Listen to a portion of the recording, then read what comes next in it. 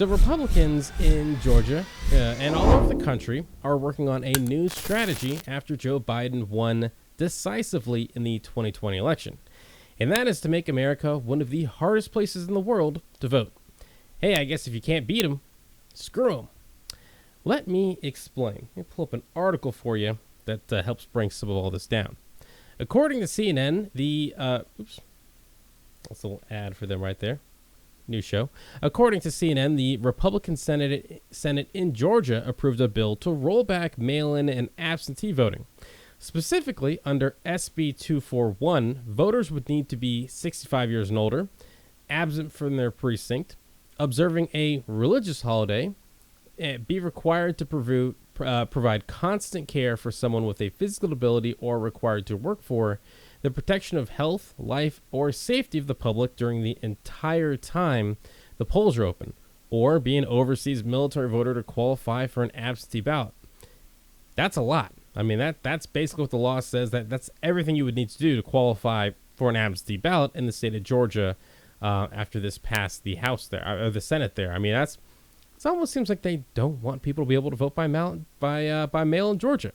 And the bill actually seeks to undo a 2005 Republican-backed law allowing no excuse absentee voting. And that, to me, my friends, is the low-key hilarious part about this bill. So, traditionally, mail-in voting has actually always been way better for Republicans. You know, most young people actually go to the polls to vote, and older folks, they send in their ballot by mail. You know, older folks, stereotypically, usually aren't voting Democrat. I mean, it's a fact. And so what this bill is really doing is, Georgia's law will probably end up, when it's all said and done, screwing older Republicans and making it harder for them to vote. But don't worry, young people. They've got something for you, too.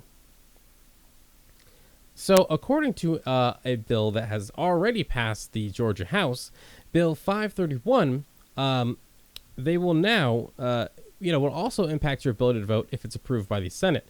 The bill would require a voter ID for all absentee ballots, limit the number of locations of early voting drop-off boxes, reduce early voting days. I believe there would be, you couldn't have more than 15 early days to vote. And they would also, during the weekends, prior to the election, would allow just one Sunday to vote early. So if you have Sundays off, you wouldn't be able to vote early if this passed.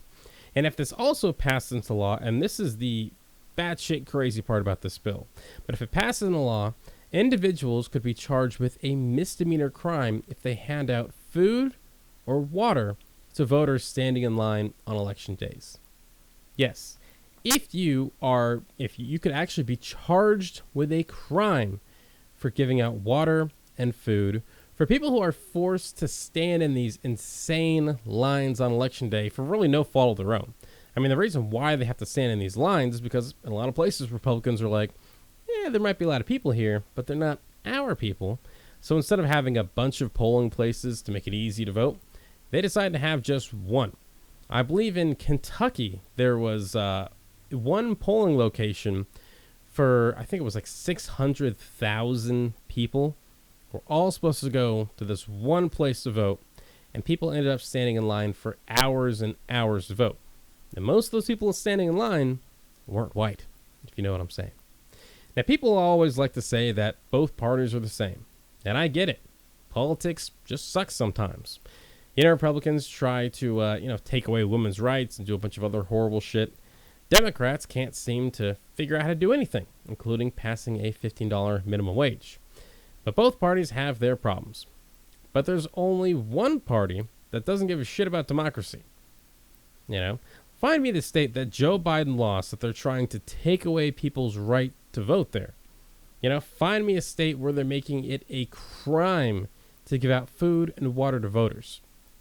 You know, seriously, Republicans want to make it so hard for people to vote that they just don't do it. And let's be real about this. They made these changes because a black man won a Senate seat in Georgia. That's it.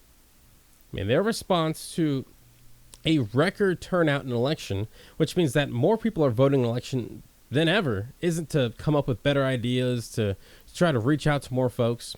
Nope. Their plan is to make it harder for you and I to vote in at all. And if you didn't believe it before, believe it now. The devil is alive and well in the state of Georgia. Hey, what's going on, everyone? Thank you so much for watching Citizen Pete. I really appreciate it. If you haven't already, click that little subscribe button, maybe the like button, and hey, maybe just leave a comment. I want to know what you're thinking. What do you think about all the politics and news and all the stuff that's going on in our country?